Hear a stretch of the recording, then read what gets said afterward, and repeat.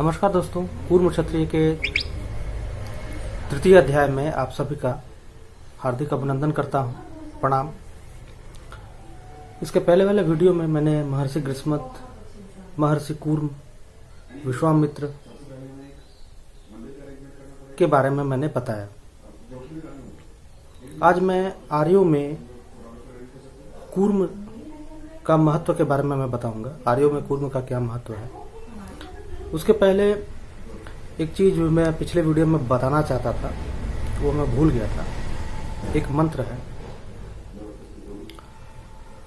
गणान्ना त्वा गणपति हवामहे कविं कविना मुप स्र व स्तनाम ज्येष्ठं राजं ब्राह्मणा ब्रह्मणस्पत आनः शृण्व नुतिभिः, जो कि ग्रीष्म द्वारा लिखा गया है। माफ कीजिए, मेरी थोड़ी संस्कृत इतनी अच्छी नहीं है पढ़ने में, लेकिन मैंने पढ़ने की पूरी कोशिश की, गलती मैंने नहीं पढ़ा।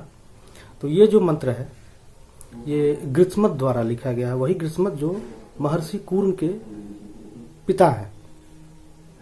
आगे देखा जाए, जो प्रजापति ने कूर्म का रूप धारण करके प्राणियों को सृष्टि की, कूर्म एवं कश्यप शब्दों का अर्थ ही एक है। खैर, मैंने पहले ही बताया था कि आर्यों में मैं कूर्म का महत्व बताना चाह रहा था। तो जिसमें देखा जाए तो भारत में ज्ञात आर्य सभ्यता के प्रारंभ से ही कूर्म शब्द रसात्मक रूप लिए हुए है तथा विरोचित कार्य करने के लिए प्रयुक्त होता रहा है। इसलिए प्रारंभ में प्रजापति के अर्थ में तथा योग आदि के पश्चात सूरवीरों ने भी कूर्म नाम धारण किया।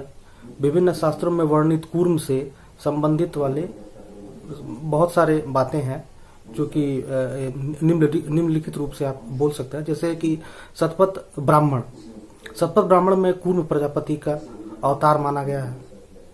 प्रजापति वह है जिससे प्रजा की सृष्टि होती है। सृष्टि ही नहीं, प्रसारण, उत्थान, पतन भी होता है।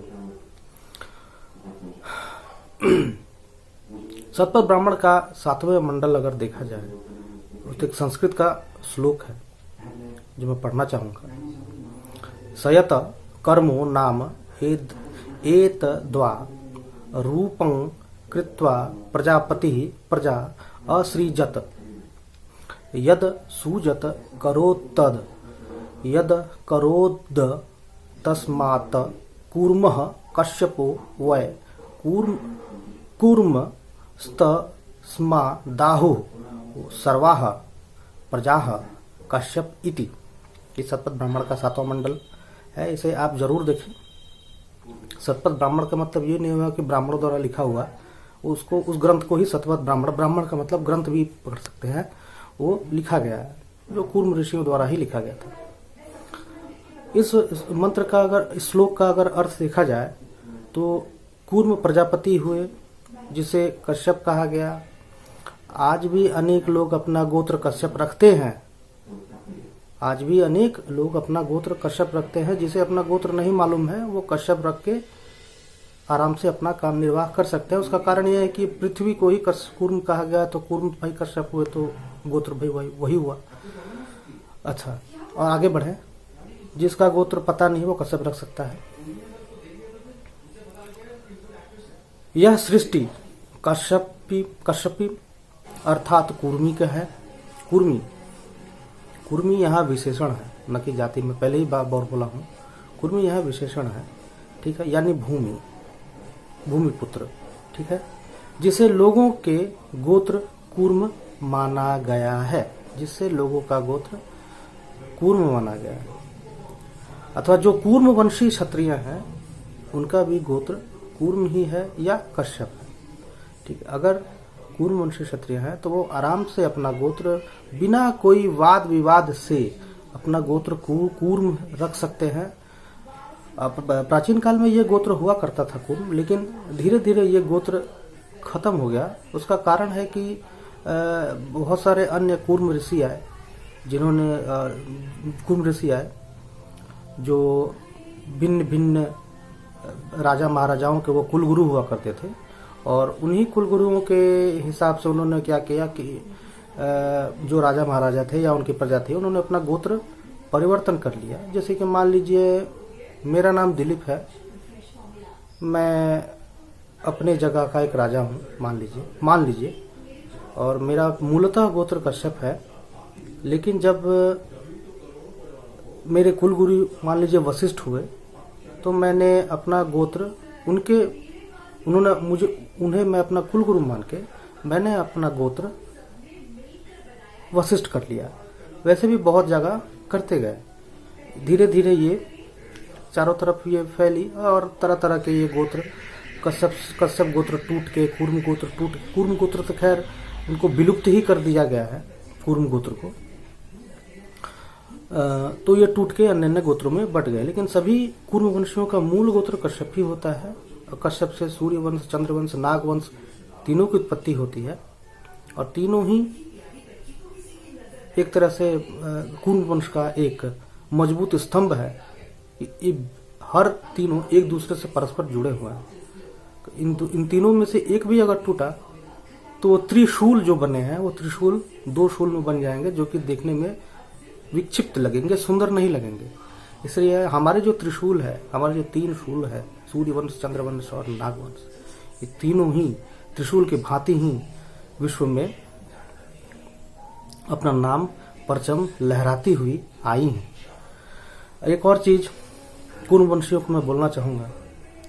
मैं फेसबुक हुआ या फिर अन्य हमारे जो दोस्त हैं, उसमें कभी कभी मैं देखता हूँ कि भगवान मनु को अपशब्द कहे जाते हैं। मुझे ये समझ में नहीं आता है कि उन्हें अपशब्द क्यों कहे जाते हैं, और बार बार एक ही चीज़ बोला जाता है कि मनुस्मृति मनुस्मृति मनुस्मृति ने ये कर दिया। देखिए भगवान मनु ने कोई जात नहीं बनाया, वर्ण बनाया था। वर्ण, एक गाड़ी के चार पहिए वर्ण बनाया था उन्होंने। वर्ण में कोई छोटा कोई बड़ा नहीं होता है। मेरे ही मान लीजिए 4 भाई हैं, चारों में से कोई भी वर्ण स्वीकार कर सकते हैं। जो सबसे तेज थे, जो बुद्धि में अव्वल थे, उनको हमारे ही धर्म ने उनको ब्राह्मण बनाया कि हाँ, चारों तरफ धर्म का प्रचार करिए। जो शक्तिशाली थे, मैं एक ही पिता का चारों पुत्र के बारे में बता रहा हूँ। जो शक्तिशाली थे उनको योद्धा बनाया गया, वो क्षत्रिय बने। जिनका दिमाग व्यवसायिक रूप से था, उनको वैश्य बनाया गया। और जो समाज कल्याण करना चाहते थे, समाज कल्याण, उनको शूद्र बनाया गया। शूद्र का मतलब नीच नहीं होता है।